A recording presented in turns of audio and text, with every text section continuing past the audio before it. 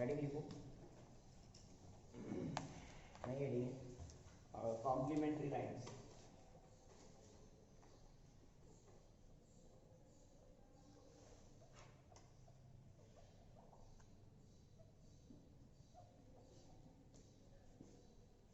आप लोग छोटी क्लास में पढ़ के आते हैं complementary angle, supplementary angle.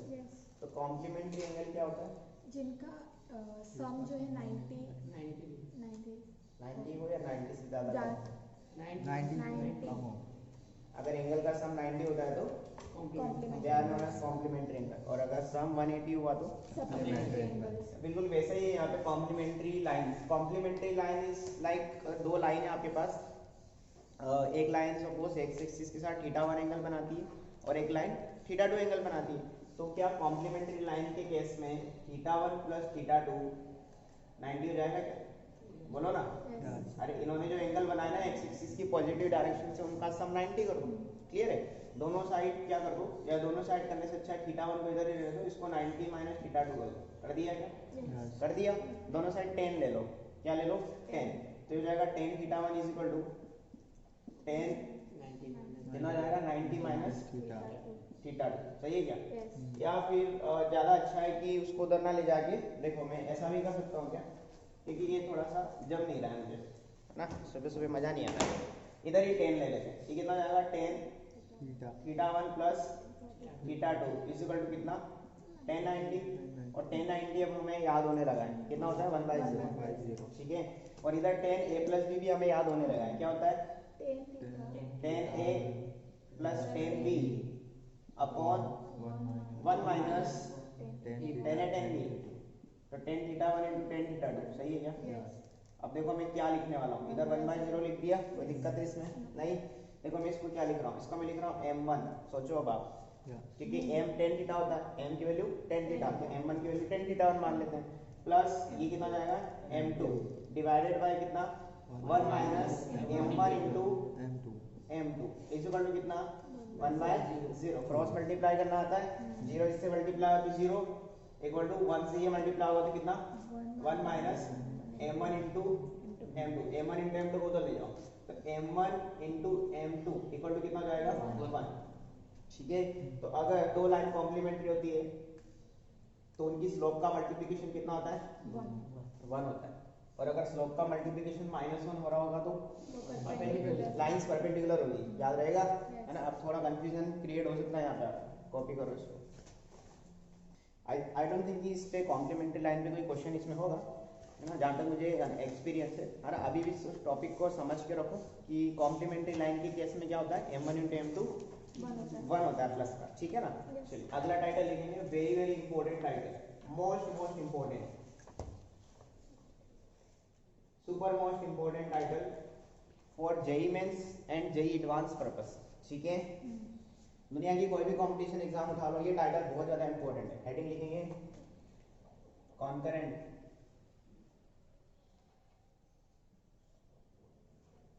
Lines. ठीक है, CON लिखना है, CON, कॉन्करेंट लाइंस। ठीक है। इसके अंदर लिखेंगे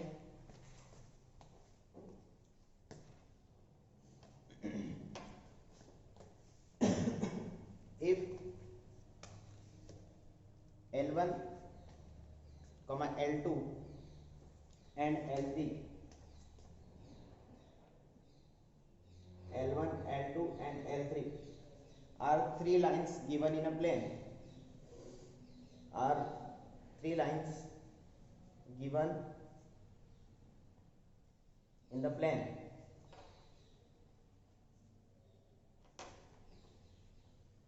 लिखा फुल स्टॉप।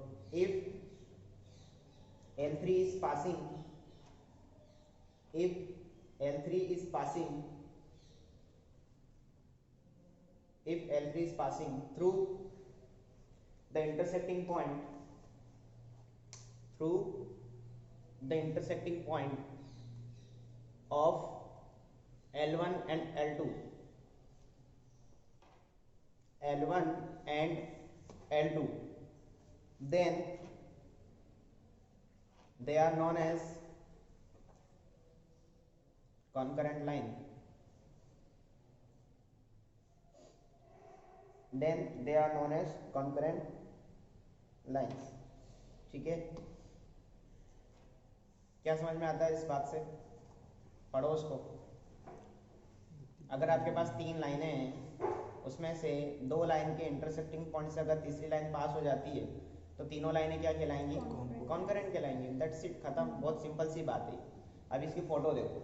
फोटो क्या बनेगी इसकी? फोटो ये बनेगी कि आपके पास 2 लाइन से सपोज L1 एंड L2 दिख रही है आपको। ये L1 है सपोज और ये L2 है।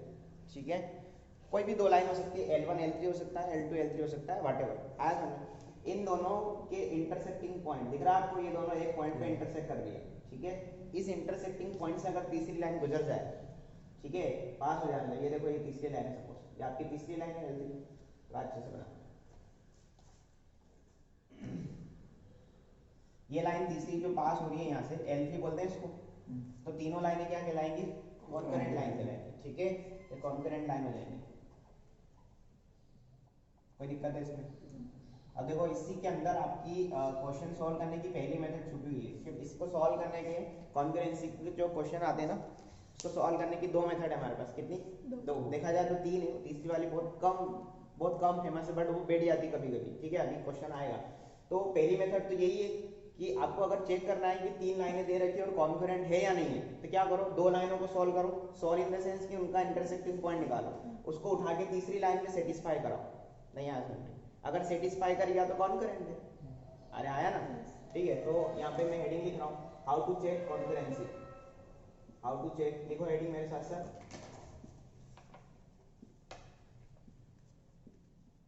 How to check concurrency. इसके अंदर पहला पॉइंट लिखेंगे, फाइंड, पहला पॉइंट लिखेंगे find intersecting point of L1 and L2. Find intersecting point of L1 and L2 and put this point into third line and put this point into third line. If point satisfied, इसी के अंदर है ना, if point satisfied third line, if point satisfied third line, then given lines are concurrent, then given lines are concurrent। हो गया? इतना काम कर लोगे ना, बहुत आसान काम है। तो अब L1 और L2 यानी कि 2 लाइन का इंटरसेक्टिंग पॉइंट कैसे निकालते हैं हम लोग? इक्वेशन सॉल्व करेंगे। कैसे सॉल्व करते हैं? एलिमिनेशन से, कोएफिशिएंट बराबर करके, प्लस माइनस करके। याद आया? मैंने बोला था एक ही बार बताऊंगा, फिर बाद में नहीं बताऊंगा कभी भी कि 2 लाइन को कैसे सॉल्व करते हैं। ये बच्चे जैसी बातें 9th में हम करके आए, 10th में हम करके आए। ठीक है, ये पॉइंट नंबर 1 हो गया, ये सबसे आसान काम है। ठीक है, पॉइंट नंबर 2, लेकिन हम पॉइंट नंबर 1 को बहुत कम यूज करते हैं, हम पॉइंट नंबर 2 को ज्यादा यूज करते हैं क्योंकि ये बहुत ज्यादा फेमस है और अब हम बड़े हो गए हैं। अब हम इंटरसेक्टिंग पॉइंट निकालने से अच्छा है कि पॉइंट नंबर 2 पे काम करेंगे। देखो पहले समझेंगे इसको। अगर आपके पास 3 लाइन है, कितनी लाइन है?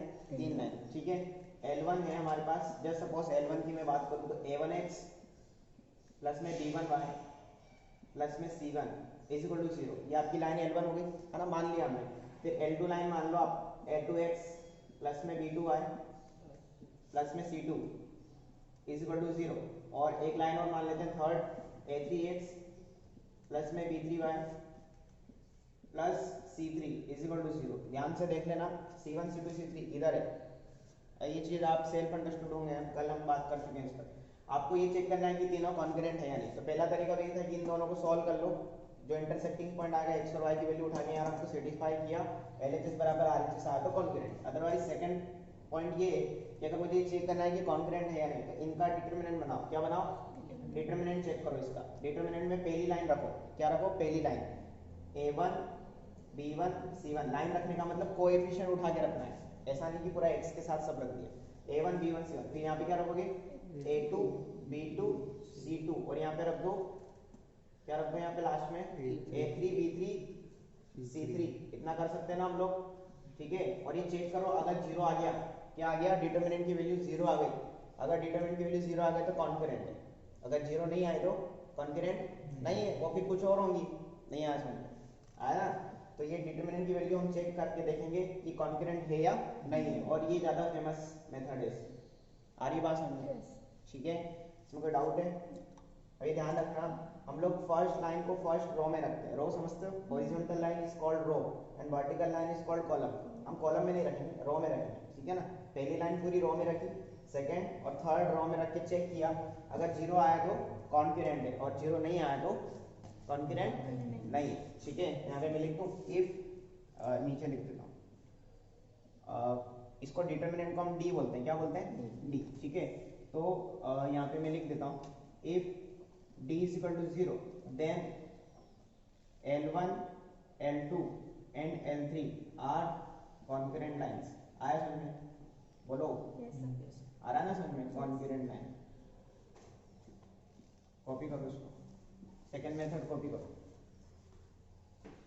देखो अभी इसी में मेथड नंबर थर्ड, ठीक है। हालांकि ये ओल्ड मेथड हो गई है ना, सबसे ज्यादा अपडेटेड यही है। मैं फिर कह रहा हूँ हम इसी पे काम करेंगे, इस पे भी कर सकते हैं बट इस पे करेंगे तो ज़्यादा अच्छा लगेगा, ठीक है। क्योंकि अल्टीमेटली हमें डिटर्मिनेंट सॉल्व करना आना चाहिए, और राइट नाउ हम लोग डिटर्मिनेंट को सॉल्व करना जानते भी हैं, ठीक है। तो बढ़िया। अब देखो इसके अंदर थर्ड पॉइंट, ये बहुत ओल्ड बात है लेकिन ये बात कभी कभी बैठ जाती है, बहुत मतलब बच्चे जैसी बात है। बात ये है कि सपोज आपके पास तीन लाइन है, L1 L2 L3, तीनों लाइन गिवन है क्वेश्चन में, आपको चेक करना है कि कॉन्करेंट है या नहीं। तो तीनों को ऐड कर दो, क्या कर दो, ऐड कर दो। देखो if L1 plus L2 plus L3, जैसे ऐड किया, अगर ऐड करने पर जीरो आ गया, क्या आ गया, जीरो आ गया। If L1 plus L2 plus L3 equal to zero then lines are concurrent. नहीं आया समझ, अरे कॉन्करेंट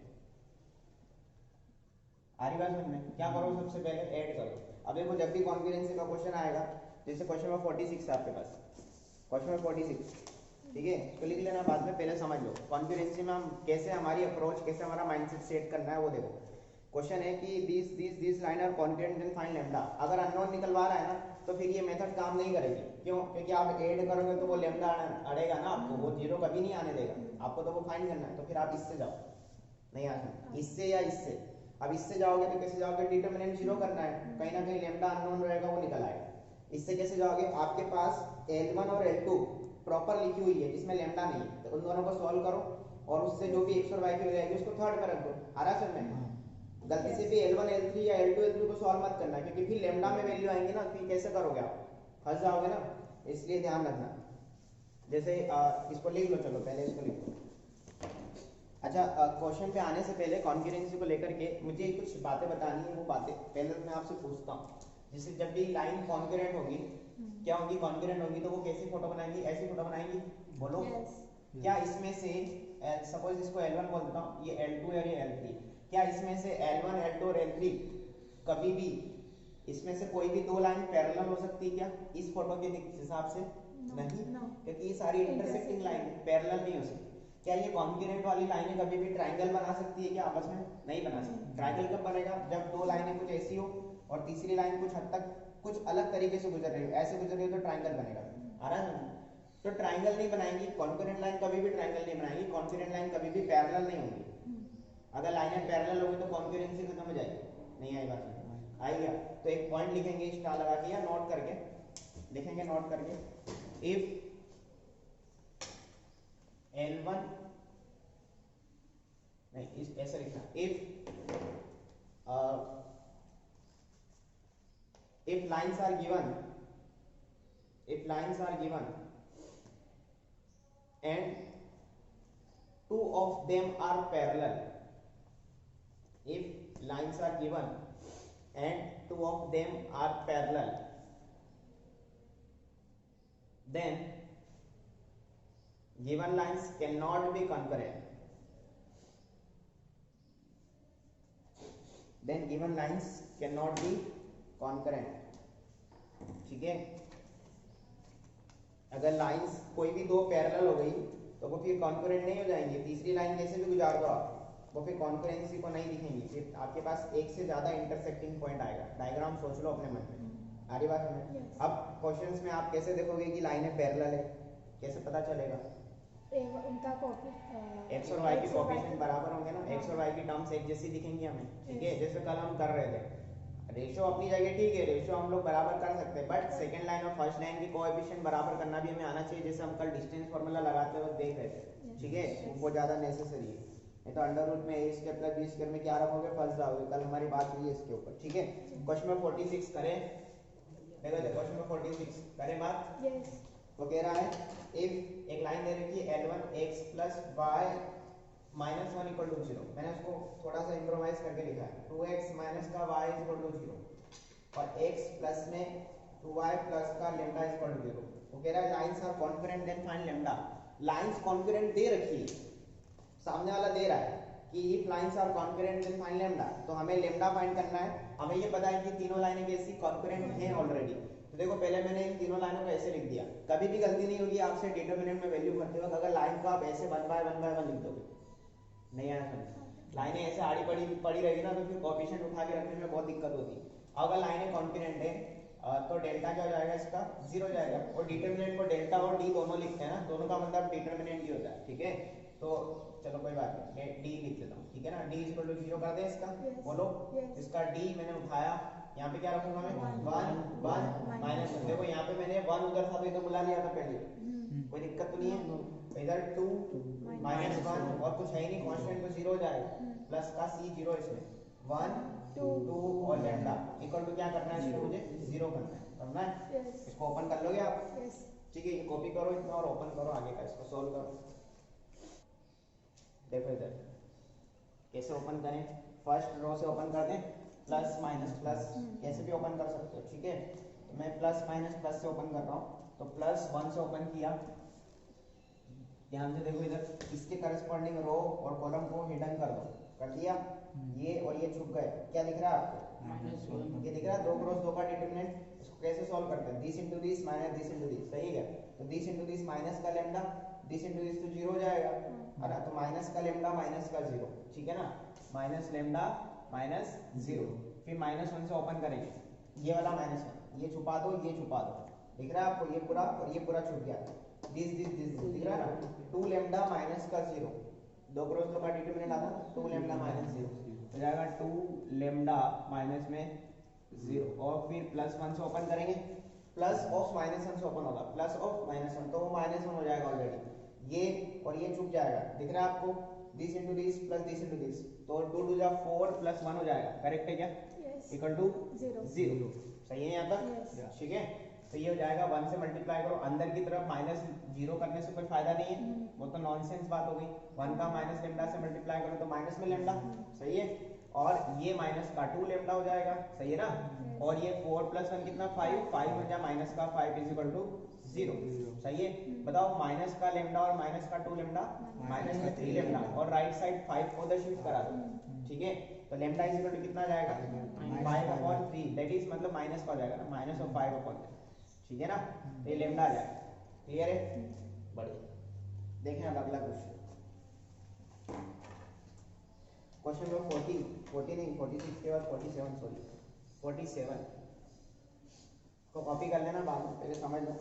मेरा चेक लाइंस आर कॉन्करेंट और नॉट, हमें चेक करके बताना है कि कॉन्करेंट है या नहीं। लाइंस क्या क्या है हमारे पास, 3x प्लस में y माइनस में 2 is equal to 0, 2x minus y minus 3 is equal to 0, 5x plus 2y minus 3 is equal to 0। ये कॉन्करेंट है या नहीं चेक करना। देखो बहुत सारे तरीके हमारे पास कॉन्करेंसी चेक करने के। पहला तरीका तो ये कि इंटरसेक्टिंग पॉइंट निकाल के सेटिस्फाई करा दो। दूसरा तरीका डिटरमिनेंट की वैल्यू चेक करो, 0 आ गया तो अच्छा है। तीसरा तरीका क्या था कि तीनों लाइनें ऐड कर दो, वो यहाँ भी कर सकते थे हम लोग, बट यहाँ लेम्डा की वजह से फंस गए इसलिए मैंने बात ही नहीं की थी। यहाँ कर सकते हैं क्या हम लोग? हाँ कर सकते हैं, यहाँ पे ऐड करो। देखो 3 + 2 5, 5 + 5 10x हो रहा है, तो कट नहीं रहा, 0 नहीं आ रहा हमारा। अरे कहीं भी 0 नहीं आएगा, ये भी कट जाएगा तो ये बचेगा, इधर ये दोनों नहीं कट रहे हैं तो 0 तो नहीं आएगा। L1 + L2 + L3 0 नहीं आ रहा था, वो फंडा काम नहीं करेगा। इसका सिर्फ डिटरमिनेंट हमें चेक करना है। करें बात? इसका मैं डिटरमिनेंट बना रहा हूँ, आप लोग चेक करेंगे उसको। तो डिटरमिनेंट हो जाएगा 3 1 बोलो -2। बताओ अगले में क्या रखेंगे? 2 -2 -3 two two minus one minus two का दिख रहा है तेरे को, माइनस वन है, टू माइनस वन। माइनस अरे शीट तो तेरे पास है ना, उसमें से तो देख के बोल ही सकता है। 5 2 और माइनस थ्री, 5 2 और माइनस थ्री। अब देखो कॉन्करेंसी जब चेक करनी होती है ना तो डिटरमिनेंट की वैल्यू चेक करते हैं, डिटरमिनेंट जीरो नहीं करते हैं। डिटरमिनेंट जीरो कब करते हैं, जब कॉन्करेंट दिया हो। आ रही बात में, दोनों में डिफरेंस है। पता चला इसको जीरो कर दिया हमने तो पहले जीरो नहीं करना है, इसको जीरो लेकर के आना है। इसको सॉल्व करो। अब देखो ये डिटरमिनेंट में सॉल्व कर रहा हूँ, प्लस माइनस प्लस से ओपन कर रहा हूँ। मैंने प्लस 3 से ओपन किया, देखो इधर ये छुप जाएगा पूरा, ये छुप गया ना, ये बचेगा 1 3 जा प्लस का 3 माइनस 3 2 जा माइनस का 6, तो माइनस माइनस प्लस हो जाएगा। ठीक है, फिर माइनस 1 से ओपन करेंगे, ये दोनों छुप जाएंगे। 3 2 जा माइनस का 6 और 5 3 जा 15 प्लस का। ठीक है, फिर ये प्लस ऑफ माइनस 2 से यानी माइनस 2 से ओपन होगा, ये छुप गया। 2 2 जा 4 और प्लस का 5 हो जाए 5, सोच लिया आपने। ठीक है, बढ़िया। अब ये हो जाएगा 9 3 जा 27, आ रहा समझ में। 6 प्लस 3 9, 9 3 जा 27। 15 माइनस 6 कितना हो जाएगा, 9 9 बन जा 9। ठीक है, माइनस का लेके 5 प्लस 4 9, 9 2 जा माइनस में 18। ठीक है, तो ये 27 और 9 और 18 मिलकर के माइनस का 20, यानी ये जीरो आ गया। और अगर ये जीरो आया तो लाइंस कैसी कॉन्फिडेंट है, अगर डिटरमिनेंट जीरो आ गया तो लाइंस कॉन्फिडेंट। ठीक है, कॉपी करो। अब 48 जो है वो होमवर्क है। देखो क्वेश्चन नंबर 49 में है ना, सारी बातें सुनना ध्यान से, एक अलग लेवल का क्वेश्चन है, मैं पहले क्लियर कर देता हूँ। क्वेश्चन 49 कह रहा है कि if L1 L2 and L3 तीन लाइनें दे रखी है। ठीक है, मैं लाइन लिख देता हूँ। पहली लाइन है हमारे पास, क्या है हमारे पास पहली line, x plus 3y minus में 5 is equal to 0। Second line दे रखी है 3x माइनस ky, ये k अननोन है यहाँ। ठीक है, minus 1 is equal to 0 and the third one is 5x plus में 2y minus 12 is equal to 0। वो कह रहा है मैच द कॉलम। ये मैच द कॉलम के क्वेश्चन जेई एडवांस में आते हैं। पहली बात ये मैं क्लियर कर दूं, और इसमें जैसे लेफ्ट पोर्शन में आपको 4 कॉलम दिख रहे हैं ना, उसके 4 आंसर सामने। तो अब ये छोटी क्लास का मैच द कॉलम नहीं है कि एक का एक ही आंसर होता है, ये मल्टीपल चॉइस वाला है। जेई एडवांस में एक जैसे ए वाला है ना पोर्शन की L1 L2 L3 are concurrent if सामने k की 4 वैल्यू दे रखी है, तो हो सकता है k की एक से ज्यादा वैल्यू के लिए कॉन्फिडेंट हो। नहीं आ समझ, यानी कि more than one can be correct. आ रहा समझ में, हो सकता है a का फर्स्ट भी सही हो, लास्ट वाला भी सही हो, वी डोंट नो। अभी सॉल्व करेंगे तो समझ में आएगा। क्लियर है, तो ये मल्टीपल चॉइस आता है मैच द कॉलम। ठीक है, ये ध्यान रखना, ऐसा नहीं कि एक का एक ही सही, एक का एक हो रहा है तो कोई इशू नहीं, एक का एक से ज्यादा भी सही हो सकता है। क्लियर है। अब इसमें देखो कॉलम 1 में इस तरफ क्या लिखा है कि तीनों लाइनें कॉन्करेंट है, तो कॉन्करेंट से तो हम चेक कर लेंगे। ठीक है, क्या करेंगे, इसका डिटरमिनेंट जीरो कर देंगे तो ये अननोन के आ जाएगा। क्लियर है, बहुत आसान है। तो फिर कह रहा है कि L1 L2 L3 है एनी टू पैरेलल लाइन, कोई भी दो पैरेलल है इसमें से। फिर तीसरा कह रहा है L1 L2 L3 will make triangle, वो अगर ट्राइंगल बना दे तो k कितना होगा। ठीक है, फिर लास्ट में कह रहा है कि L1 L2 L3 will not make triangle, तो k कितना होगा। यानी इन चारों कंडीशन के लिए मुझे k बताना है। क्लियर है, तो सबसे पहली कंडीशन मेरे लिए जो है वो बहुत सबसे आसान है कि कॉन्करेंसी आप चेक करो। तो देखो कॉन्करेंसी अगर आपको चेक करना है ना, तो आई थिंक या तो आप डिटरमिनेंट सॉल्व कर लो, या दूसरा तरीका क्या है, दूसरा तरीका ये कि इसका L1 का और L3 का क्या निकालो, इंटरसेक्टिंग पॉइंट, उसको उठा के यहाँ रख दो। नहीं आ सकता, इसका और इसका क्यों नहीं निकाल सकते, क्योंकि इसमें k अड़ जाएगा ना, फिर आप इंटरसेक्टिंग पॉइंट निकाल नहीं पाओगे। तो मैं L1 L3 का इंटरसेक्टिंग पॉइंट निकाल के L2 में रख सकता हूँ, या फिर मैं डिटरमिनेंट जीरो कर सकता हूँ। क्लियर है, तो मैं पहले वाले के लिए मैं लिख देता हूँ फॉर कॉन्करेंसी।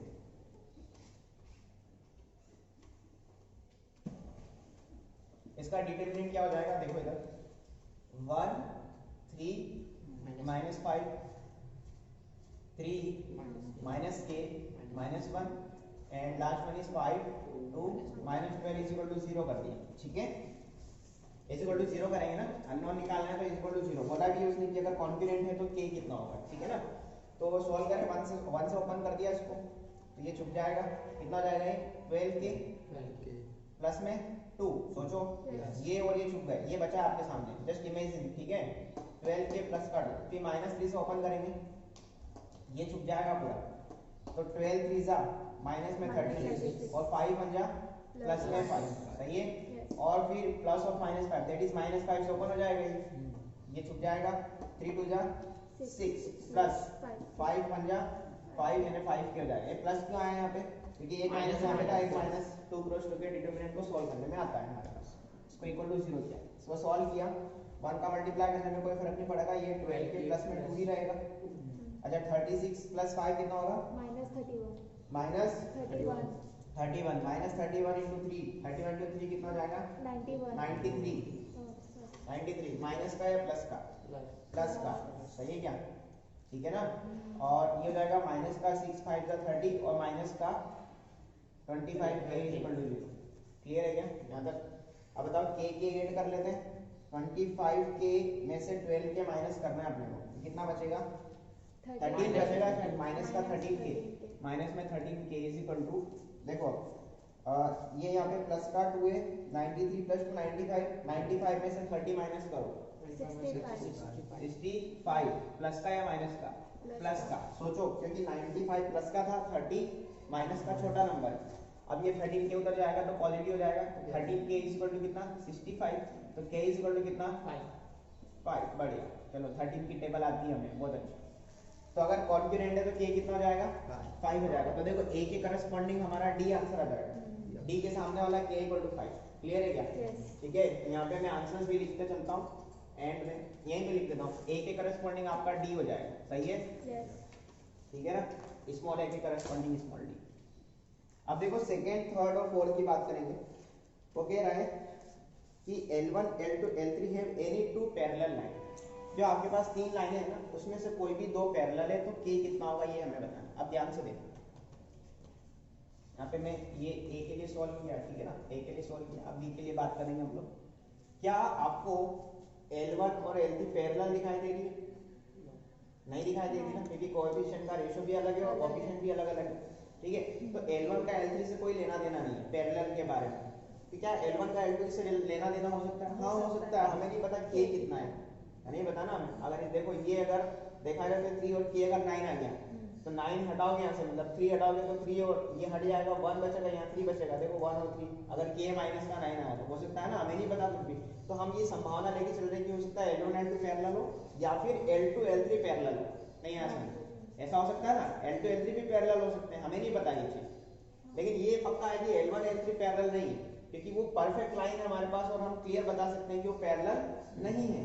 तो हमारे पास जो पॉसिबिलिटीज हैं, हम उन पॉसिबिलिटीज से आगे बढ़ेंगे। आ रहा है समझ में? तो हम L1 L2 को सॉल्व करेंगे। हम मानते हैं late L1 is parallel to L2।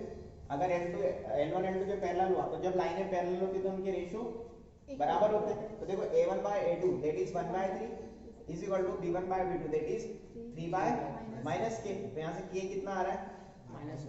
Minus 9 आ रहा है। बहुत अच्छे, k इज इक्वल टू -9 आएगा समझ। और अगर L2 पैरेलल हुआ L3 के, नहीं आया समझ, तो तब भी रेशियो इक्वल होगा। कितना हो जाएगा रेशियो? 3/5 इज इक्वल टू कितना? Minus k by 2। ये अलग स्लॉट है और वो अलग स्लॉट है, ठीक है। बताओ k कितना आ रहा है यहाँ से? माइनस का 6/5 हो रहा है, सही है क्या? अब आप देखो क्या पैरेलल के लिए दोनों आंसर दिख रहे हैं आपको? तो b के लिए आपको एक तो a दिखाई दे रहा है और एक b दिखाई दे रहा है, नहीं आ समझ। तो b के करस्पॉन्डिंग आपके जो आंसर हो जाएंगे, b के करस्पॉन्डिंग आंसर हो जाएगा a, b दोनों ही हो जाएंगे। आएगा समझ? ठीक है, तो जितनी पॉसिबिलिटीज हो पा रही है ना हम वो लेके चलते हैं, ठीक है। तो देखो हम सोच भी रहे थे ना, k हो सकता है माइनस का 9 हो तो प्लस का 9 में हो जाएगा। इन दोनों का आप सॉल्व करोगे, रेशियो इक्वल करोगे तो पैरेलल दिखाई देगी, ठीक है। सिमिलरली इसमें भी बढ़िया। अब थर्ड की बात करेंगे। L1 L2 L3 will make triangle, और फोर्थ की अगर देखें तो L1 L2 L3 will not make triangle।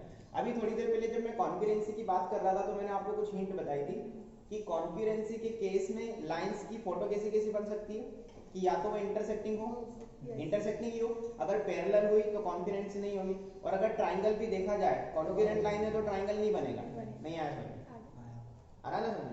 तो हम एक काम करते हैं, हम लोग बात करेंगे डी की। देखो डी का आंसर डायरेक्ट आएगा, डी का आंसर डायरेक्ट आएगा। डी का आंसर डायरेक्ट कैसे आएगा वो देखो, वापस से सुनना। मैं फोटो बना रहा हूँ, तो लाइंस की फोटो बना रहा हूँ, या तो लाइनें कॉन्करेंट होगी ऐसे, नहीं आ सकती है ना। ये सपोज L1 है, ये L2 है आपका और ये L3 है, या तो लाइंस कॉन्करेंट होंगी। अरे पहले वाले के केस में ये फोटो बना। सेकंड वाला क्या कह रहा है कि इसमें से कोई भी दो पैरेलल है, तो कोई भी दो अगर पैरेलल हुई तो लाइनें कैसी हो जाएंगी? ऐसे हो जाएंगी, नहीं आ समझ। सपोज ये दो पैरेलल है और ये एक अलग है, नहीं आ समझ कोई भी दो एनी टू पैरेलल, ठीक है। अब इसमें से आप L1 L2 इसको ले लो या L2 L3 इसको ले लो, वो आपके ऊपर है, ठीक है। फोटो इस बन, क्या इस केस में ट्रायंगल बन रहा है? नहीं, इस केस में नहीं बन रहा है। अब तीसरी फोटो कैसी बनेगी? अगर ट्रायंगल बना, क्या बना? अगर ट्रायंगल बना तो फोटो, रुक जा, मैं 1 मिनट के लिए रुक रहा हूँ, 1 मिनट के लिए मैं रुक रहा हूँ, सुनना नहीं। इन दोनों ही केस में ट्रायंगल नहीं बन रहा है और इन दोनों ही केस को हम सॉल्व कर चुके हैं। देखो कैसे, फर्स्ट केस के लिए हमारा के कितना आया था? 5 कॉन्फिडेंस के लिए, और अगर दो कोई भी दो पैरेलल हुई तो हमारे लिए के ये दोनों आ गए, आएगा नहीं आए? तो आपका जो डी है ना, डी जिसमें L1 L2 L3 will not make triangle, उसके करस्पॉन्डिंग के 3 आंसर है, 5 -9 और -6 तक है, नहीं आ सकता, तो सॉल्व करना ही नहीं पड़ा मेरे को। तो डी के करस्पॉन्डिंग आंसर क्या हो जाएगा? ए बी और डी। अरे सोचो ना, ए बी डी होगा कि नहीं होगा? तो डी के करस्पॉन्डिंग ए बी डी हो जाएगा, लिख लो उसमें डी के करस्पॉन्डिंग ए बी डी, यहाँ पे लिख दूं मैं, यहीं पे लिख रहा हूं मैं, डी के करस्पॉन्डिंग आंसर हो जाएगा ए बी डी। आ रही बात समझ में? Yes. अब देखो, अब अगर ट्रायंगल बना, सुनना इधर, देखो ट्रायंगल बना तो फोटो कैसी बनेगी? फोटो बनेगी कुछ ऐसी बनेगी फोटो, ये आपकी इंटरसेक्टिंग लाइन और ये तीसरी लाइन सपोज ऐसी बन गई, तो ये ट्रायंगल बन गया। बन गया कि नहीं बन गया? बन गया ना। लेकिन इसको आप सॉल्व कैसे करोगे? इसको सॉल्व कैसे करोगे कि ट्रायंगल अगर बन रहा है, हमें तो क्या निकालना है? 3 लाइनें ट्रायंगल बनाए, तो सॉल्व कैसे करोगे?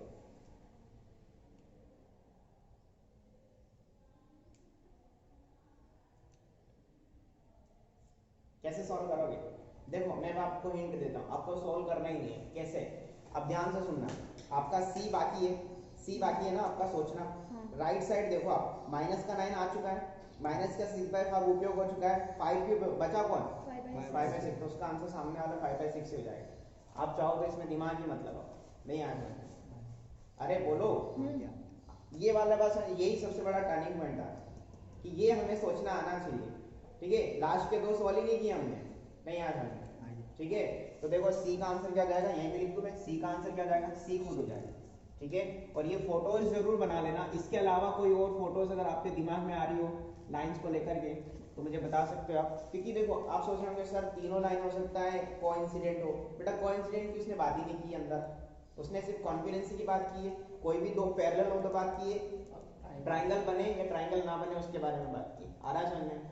तो कई बार क्या होता है, देखो अब यहाँ पे एक बात मैं क्लियर कर दूं, जेई एडवांस में जो पेपर आता है ना उसमें एक तो होता है सिंगल चॉइस, देखो वेराइटी ऑफ क्वेश्चन देखना, एक तो होता है सिंगल चॉइस, फिर होता है multiple choice, more than one options can be correct, फिर आता है आपका मैच द कॉलम, फिर आता है आपका पैसेज, क्या आता है? पैसेज, ठीक है। और एक आता है इंटीजर टाइप क्वेश्चन, 5 वेराइटी में क्वेश्चन आता है। तो उसमें से जो आपका पैसेज और जो मैच द कॉलम होता है ना, ये वाला स्लॉट थोड़ा आसान होता है, थोड़ा आसान इन द सेंस, देखो ये आसान था क्योंकि इसमें हमें इतना ज़्यादा मेहनत नहीं करना, हमें कॉन्सेप्ट पता है, थोड़ा सा बैठ के इत्मीनान से सोचना है तो आंसर हमारा बन जाता है। क्लियर है? जे एडवांस का सबसे इजीएस्ट पोर्शन होता है मैच द कॉलम, जहाँ तक मेरा पर्सनल एक्सपीरियंस। सिंगल चॉइस और इंटीजर और मल्टीपल चॉइस भी थोड़ा इजी है कि चलो 4 ऑप्शन में से मैंने एक आध भी टिक किया तो पार्शियल मार्किंग होती है उसमें, जैसे 4 ऑप्शन में से 2 करेक्ट थे, मैंने एक ही करेक्ट किया, एक नहीं ध्यान आ रहा था, नहीं समझ में आया छोड़ दिया, तो पार्शियल मार्किंग हो जाती है। आ रही बात समझ में? बट जो इंटीजर होते हैं, इंटीजर में और सिंगल चॉइस में आदमी बहुत फंसता है, क्योंकि उसमें तो फिर आपको एक्यूरेट आंसर लेके आना है तभी आपका टिक होगा, वरना फिर रह जाएगा। क्लियर है ना? कॉपी करो फिर आप इसको, फिर सारे आंसर लिखे हुए हैं इसमें। देखो क्वेश्चन नंबर 50 ये आप लोगों के लिए होमवर्क है। तो कह रहा है 4 lines are given, all are concurrent, 4 option दे रहा है, all are concurrent, 3 are concurrent sides of a quadrilateral, none of this. देखो 4 लाइनें दे रखी ना, तो क्या करोगे इसमें, आप कैसे चेक करोगे? पहले तो कॉन्करेंसी के 2 ऑप्शन है, कैसे चेक करोगे कॉन्करेंसी? ये कैसे? ये डिटरमिनेंट लगा 4 लाइनें, तो कोई भी 3 चेक करेंगे ना, मतलब तो चौथी के साथ क्या करोगे? तो 2 लाइन को सॉल्व करके थर्ड में डाल, थर्ड लाइन में एक्स और वाई की वैल्यू डाल, जो आंसर आए, और फोर्थ के साथ तो उसको भी वो जो 2 लाइन उसको वही एक्स और वाई की वैल्यू फोर्थ में डाल। हाँ, ये मेथड ज़्यादा अप्रोप्रिएट है इन कंपैरिजन टू डिटरमिनेंट, क्योंकि डिटरमिनेंट से आप 3 लाइनें चेक कर पाओगे, तो फिर उसके लिए या तो 2 डिटरमिनेंट सॉल्व करो, कि पहली 3 ले लो फिर लास्ट की 3 ले लो, तो इससे ज़्यादा अच्छा है कि स्टार्टिंग की 2 लाइन को आप सॉल्व करो, उसका इंटरसेक्टिंग पॉइंट निकालो। देखो इधर 2 लाइनें सॉल्व करी, उनका इंटरसेक्टिंग पॉइंट आ गया, अब इस इंटरसेक्टिंग पॉइंट को तीसरी लाइन में सेटिस्फाई कराओ, कर गया, तो तीनों कॉन्करेंट है, मतलब फर्स्ट सेकंड और थर्ड कॉन्करेंट, और चौथी में भी सेटिस्फाई करा दो, अगर चौथी में भी सेटिस्फाई कर गया तो चारों ही कॉन्करेंट। अगर तीन में मतलब देखा जाए तो लाइन 1 और लाइन का इंटरसेक्टिंग पॉइंट अगर लाइन थर्ड में सेटिस्फाई कर रहा है बट लाइन 4 में नहीं कर रहा है तो ऑप्शन बी हमारा करेक्ट हो जाएगा। नहीं आ सकता, कोई भी तीन कॉन्करेंट हो जाएंगी, चौथी वाली नहीं होंगी। आ रहा समझ में, वो अलग होंगी, इनकी फैमिली से वो अलग हो जाएंगी ना। फिर क्लियर है, कर लोगे ये क्वेश्चन आप, घबराना नहीं बिल्कुल भी, मैंने इसलिए आपको तीनों तरीके लिखा है। आ रहा समझ में, तीनों तरीके मैंने इसीलिए लिखा है। कब कौन सा तरीका कहाँ यूज करना पड़ेगा हमें कोई लेना देना नहीं उससे, क्या समझ पता नहीं है ना हमें किस तरीके के क्वेश्चन बन सकते हैं। एनीवे अगला टाइटल लिखेंगे सब लोग। अगला टाइटल है एकदम बच्चे जैसा टाइटल है, लेकिन बहुत इंपॉर्टेंट टाइटल है, इसको बिल्कुल हल्के में ना लें। कई बार क्या होता है ना, इस टाइटल को टीचर हल्के में पढ़ा देता है, बोलता है अरे कुछ ज्यादा इंपॉर्टेंट है, बट वहां से जेईई मेंस में क्वेश्चन आ जाता है, बच्चा फंस जाता है। लिखेंगे heading position of a point, position of a point with respect to line, with respect to a line। ठीक है, करे बात। मेरे कहने का मतलब ये है कि आपके पास एक पॉइंट है, ये पॉइंट है और ये लाइन है, इस लाइन का इस पॉइंट के साथ, इस पॉइंट का इस लाइन के रेस्पेक्ट में पोजीशन बताना। पोजीशन इन द सेंस जब सपोज ये लाइन आती है तो हो सकता है ये पॉइंट लाइन के अबाव हो, लाइन के ऑन द लाइन नहीं आया समझ। तो तीनों ही कंडीशन लेके चलेंगे, बहुत ही आसान कंडीशन है। तो देखो मैं एक पॉइंट अज्यूम करता हूँ, लेट एक पॉइंट मैंने पी लेट कर लिया, कोई दिक्कत है नहीं।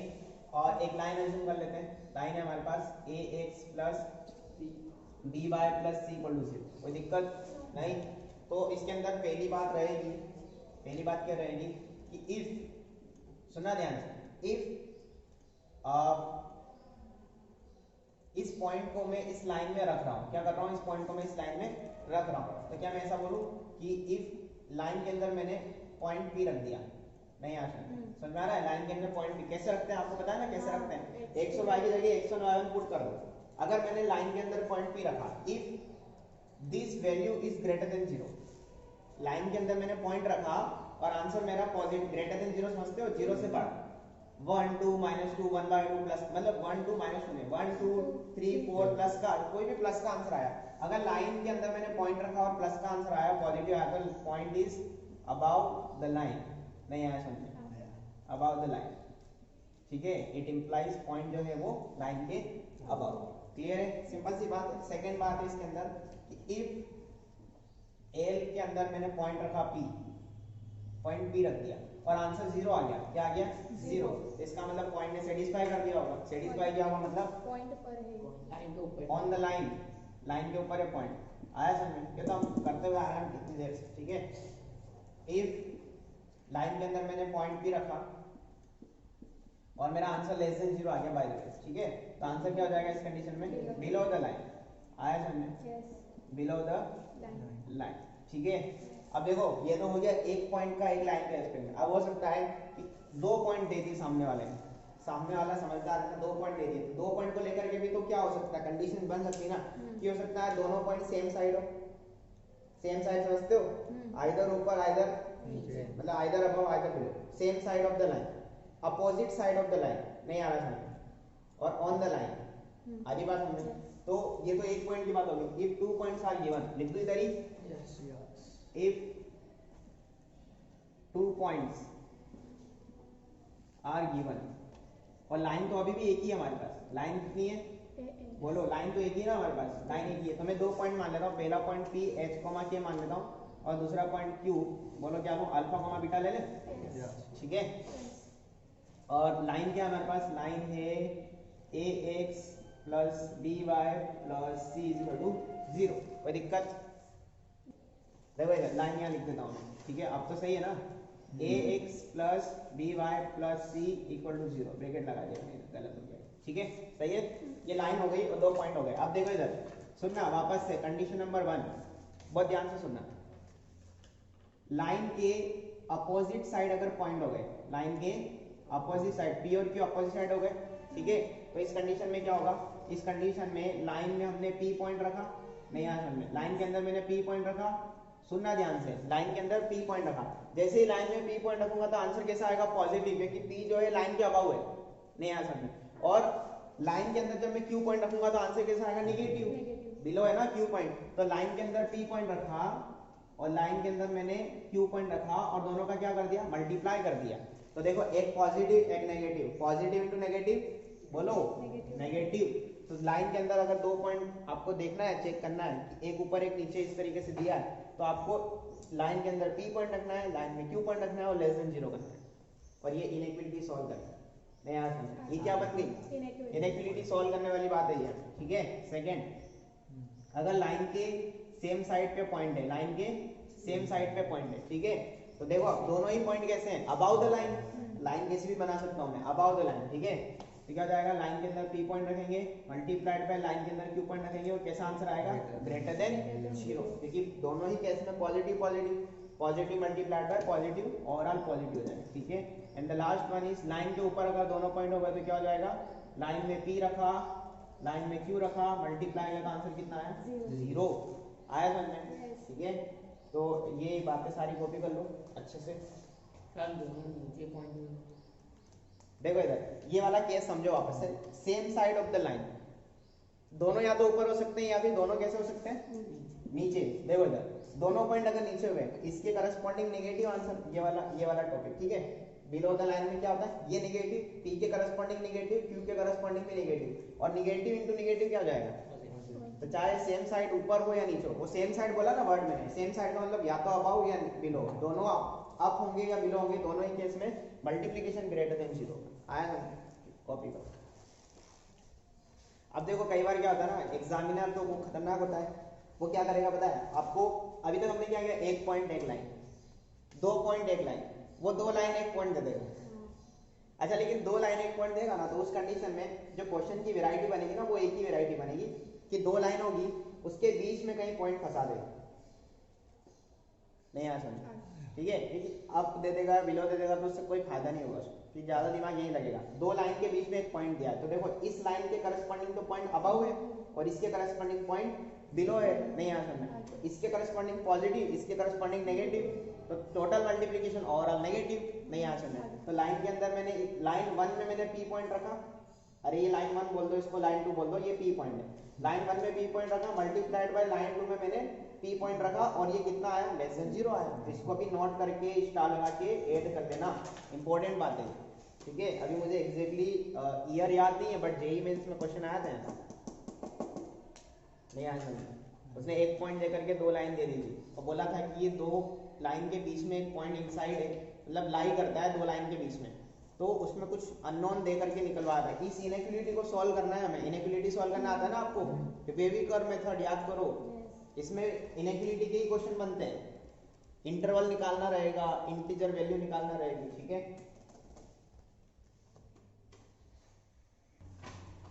शीट में आ जाओ, क्वेश्चन नंबर 51 करे बात। क्वेश्चन नंबर 51 पढ़े एक बार। वो कह रहा है if 1, 2 and 5, 7 are found opposite to the line, line है हमारे पास 2x प्लस में y minus lambda is equal to 0, ये लाइन है और दो पॉइंट है हमारे पास, एक 1, 2 है और एक 5, 7 है। दोनों पॉइंट कैसे हैं? अपोजिट टू द लाइन, यानी कि लाइन ऐसी है और पॉइंट अपोजिट है, यानी एक ऊपर है कहीं पे और एक नीचे। आ रहा है समझ में? है ना? अपोजिट टू द लाइन में फोटो इसी same side of the line में या तो दोनों ऊपर या दोनों नीचे। आ रहा है समझ में? ठीक है। ऑन द लाइन में तो फिर क्लियर ही हो, तो कोई दिक्कत नहीं। तो पॉइंट अपोजिट है, हमें नहीं पता कौन सा पॉइंट ऊपर है कौन सा नीचे, तो हमें तो सिर्फ इतना पता है कि अगर मैंने ये पॉइंट रखा और ये पॉइंट रखा और दोनों का मल्टीप्लिकेशन किया तो कैसा आएगा? वो लेस देन 0, क्योंकि एक पॉजिटिव एक नेगेटिव, ओवरऑल नेगेटिव आएगा। तो मैंने लाइन के अंदर 1, 2 रखा, मल्टीप्लाइड बाय लाइन के अंदर मैंने 5, 7 रखा और वो कैसा आया? Less than 0। अब आगे क्या कह रहा है वो? Then find integral value of lambda. अब इंटीग्रल वैल्यू का मतलब इंटीजर वैल्यू ऑफ लैम्डा। आ रहा है समझ में? तो देखो 1, 2 लाइन में रखवाओ 2 1 जा 2 प्लस का y की जगह भी 2 रख दिया और माइनस का लैम्डा मल्टीप्लाइड बाय 5, 7 रखवाओ इसमें 5 टू द 10 प्लस का 7 माइनस का लैम्डा, और ये इनइक्वालिटी कैसी? लेस देन 0 है। क्लियर है क्या? अब देखो इसको सॉल्व करो, कितना हो जाएगा? 4 माइनस लैम्डा और ये 17 minus lambda is less than 0। सही है क्या? ओके ठीक है। जब भी इनइक्वालिटी हम लोग सॉल्व करते थे वेविक में मैंने बताया था कि हमेशा फैक्टर x माइनस ए की फॉर्म में होना चाहिए, यानी वेरिएबल पहले कांस्टेंट बाद में, नहीं आया समझ। तो यहाँ पे ये 4 माइनस लेमडा को मुझे लेमडा माइनस 4 कन्वर्ट करना पड़ेगा पहले, क्लियर है क्या? कैसे कन्वर्ट करूंगा? माइनस कॉमन लेकर के, तो यहाँ भी कन्वर्ट करना पड़ेगा, तो ये लेमडा माइनस 17 हो जाएगा और इसका माइनस और इसका माइनस प्लस हो जाएगा, तो इसका मतलब इनइक्वालिटी वैसी की वैसी रहेगी। बोलो अगर बाय द वे यहाँ पे 4 माइनस लेमडा होता और उधर लेमडा माइनस 17 होता पहले से, तो मैं जब इसको चेंज कर रहा होता ना तो उस माइनस को मैं हटा करके यहाँ पे साइन का चेंज कर देता, साइन ऑफ इनइक्वालिटी, माइनस का मल्टीप्लाई कर देता ना अपने आप ऑटोमेटिक, ठीक है। एनीवे ये आ रहा है अपना। अब देखो यहाँ से जीरोस क्या क्या आ रहा है, लेमडा एक तो 4 आ रहा है और लेमडा कितना आ रहा है 17 आ रहा है। वेविकर मेथड लगाओ, ठीक है। रियल नंबर लाइन पे पहले कौन रखेंगे? 4, असेंडिंग ऑर्डर में रखना, ठीक है। फिर 17, राइट मोड साइड पे प्लस का साइन, क्या ये ओड पावर ब्रैकेट है? यस, ओड पावर ब्रैकेट में क्या करते हैं, साइन बदलते हैं, तो प्लस का माइनस और माइनस का भी प्लस। आपको कैसा चाहिए? लेस देन चाहिए। लेस देन कहां से कहां मिलेगा? 4 से लेकर के 17 में मिलेगा, तो आपका लेमडा क्या हो जाएगा? लेमडा बिलोंगिंग टू 4, 17 और इंटरवल कैसा? ओपन, क्योंकि इक्वलिटी का साइन नहीं है यहाँ पे, नहीं आया समझ। अब बताओ इसमें ये तो इंटरवल आया, उसने बोला है इंटीग्रल वैल्यू ऑफ लेमडा बताओ, तो इंटीग्रल वैल्यू कौन कौन सी आएंगी यहाँ से? बोलो। बढ़िया, इंटीग्रल वैल्यू आ जाएंगी यहाँ से, यानी कि 4 और 17 में कितने इंटीजर शामिल है वो हमें बताना है। तो देखो लेमडा एक तो आ जाएगा 5, बोलो कितना? 5। 4 क्यों नहीं आया? क्योंकि वो ओपन इंटरवल है, क्योंकि 4 पे ओपन इंटरवल है, अगर 4 पे ऐसा क्लोज इंटरवल होता ना तो 4 शामिल हो जाता, फिर नहीं आया समझ। क्या 4.1 शामिल होगा इसमें? हाँ, but 4.1 is not an integer, वो डेसिमल नंबर है, आया समझ। तो पहला इंटीजर कौन है? 5, फिर कौन आएगा? 6, फिर 7 से लेकर के कहाँ तक? 16 तक। अरे पूरा थोड़ी लिखेंगे अब, इतना टाइम नहीं हमारे पास, इसको डेश डेश लगा के। अच्छा अगर आपसे कोई पूछता है कि in number of integral value of lambda, तो ये कितने नंबर लिखे हैं, ये गिन के बताना था हमें, तो बताओ कितने नंबर लिखे हैं ये? अरे एपीजीबी पढ़ने का फायदा क्या होगा? कितने नंबर है ये? 12 है। मैं नहीं गिन रहा, लेकिन मैं बिलीव कर रहा हूँ कि टोटल 12 नंबर है, यानी टोटल इंटीग्रल वैल्यू कितनी है? 12 इंटीग्रल वैल्यू आएंगी, ठीक है। ऑप्शन में ये पूछेगा, वो आपसे ये नहीं पूछेगा, total number of integral value पूछेगा, तो कितनी नंबर ऑफ इंटीग्रल वैल्यू? 12। आ रहा है समझ में? ठीक है, कॉपी करो, लिखो अगला टाइटल लिखो, फैमिली ऑफ लाइंस। ये ऑलमोस्ट हमारा सेकंड लास्ट टॉपिक है इस चैप्टर का, फैमिली ऑफ लाइंस।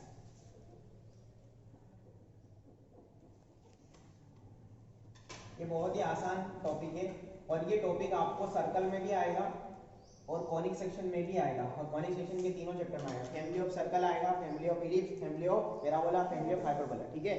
तो वहां पे और यहाँ पे और सब पे एक ही काम करना है कि फैमिली होती क्या है वो बताना है, तो वो फैमिली ऑफ लाइंस के क्वेश्चंस के साथ डील कैसे करना है, ठीक है। तो सपोज आपके पास 2 लाइन है, क्या है? प्लेन में आपके पास 2 लाइन है, ठीक है, इसमें एक नहीं, आपके पास प्लेन में 2 लाइन है, इस लाइन को मैं L1 बोल देता हूँ, इसको मैं L2 बोल देता हूँ, क्लियर है क्या?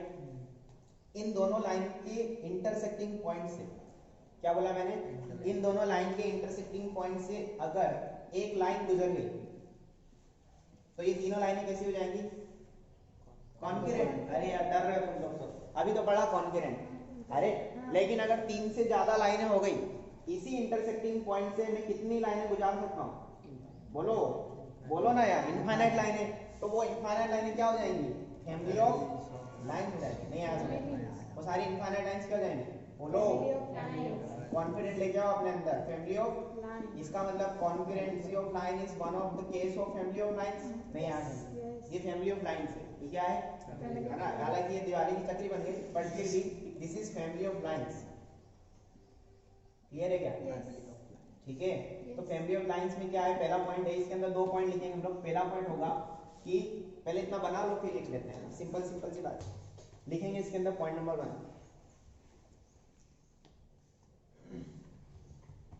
if L1 and L2 are 2 lines in a plane,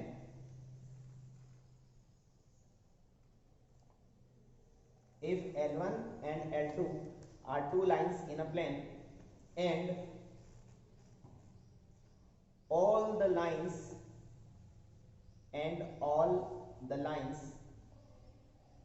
which are passing through the intersecting point and all the lines which are passing through the intersecting point of L1 and L2 are known as family of lines. बात समझ आ रही है ना? जो समझा है वही लिखा है हिंदी में, मतलब इज लाइक इंग्लिश लैंग्वेज, ठीक है। बट उसका फील आपको आ रहा होगा कि हिंदी में क्या कहना चाह रहा है सामने वाला, ठीक है। अच्छा, L1 और L2 का इंटरसेक्टिंग पॉइंट मैंने बोला, पॉइंट्स नहीं लिखना उसको जल्दी से, क्योंकि एक ही पॉइंट नहीं, पॉइंट्स लिख दिया होगा किसी ने, मुझे पता है, देखूंगा जब बाद में, तो ध्यान रखना इस चीज का। इंटरसेक्टिंग पॉइंट तो दोनों का एक ही है ना, ठीक है। पॉइंट नंबर 2 लिखेंगे अब। पॉइंट नंबर 2 है for family of lines, for नहीं लिखना, ऐसे लिखना, equation of line passing through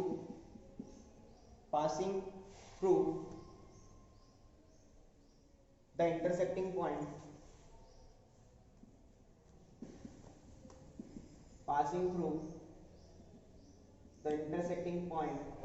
of L1 and L2 is नीचे लिख रहा हूं मैं, L1 plus lambda times of L2 is equal to 0। इसको बॉक्स कर देना, ठीक है। क्या लिखा है ये क्या लिखा है? लाइन की जो इक्वेशन है जो इस इंटरसेक्टिंग पॉइंट से पास हो रही है वो ये है। यानी देखो इधर हमने इस फोटो को कैसे बनाया था, हमने पहले L1 L2 दो लाइनें ली थी, उन दोनों का इंटरसेक्टिंग पॉइंट ढूंढ लिया था। उस इंटरसेक्टिंग पॉइंट से कितनी लाइनें गुजारी? इनफाइनाइट लाइन गुजारी हमने। तो उन इनफाइनाइट लाइन में कोई भी एक लाइन पकड़ लो, उसकी इक्वेशन पूछेगा ना सामने वाला कि फैमिली ऑफ लाइन की इक्वेशन बताओ। तो फैमिली ऑफ लाइन की इक्वेशन मतलब दो लाइन के इंटरसेक्टिंग पॉइंट से जो भी फैमिली ऑफ लाइन की कोई भी लाइन जो निकल रही है ना, उसकी इक्वेशन बताओ। तो उसकी इक्वेशन क्या है? L1 प्लस लेमडा L2 बराबर 0। नहीं आ सकता, यहाँ पे लेमडा कोई भी अननोन है, लेमडा क्या है? अननोन है। क्या बोला? Equation of line passing to the intersecting point, ठीक है। कोई भी लाइन हो सकती है, जरूरी नहीं कि ये वाली हो, ये वाली हो, कोई भी हो सकती है, एनीवेयर कोई भी लाइन होगी तो उसकी इक्वेशन ये हो जाएगी। क्लियर है? अब इस पे काम कैसे करेंगे उसको देखो, क्वेश्चन है हमारे पास शीट में, हालांकि टाइम हो गया है, तो आई थिंक हम लोग इसका क्वेश्चन जो है 53 कल करेंगे, कल के लेक्चर में, ठीक है। क्वेश्चन 53 हम बाद में करेंगे, ऑलराइट, ठीक है। तो इसको कॉपी कर लेना।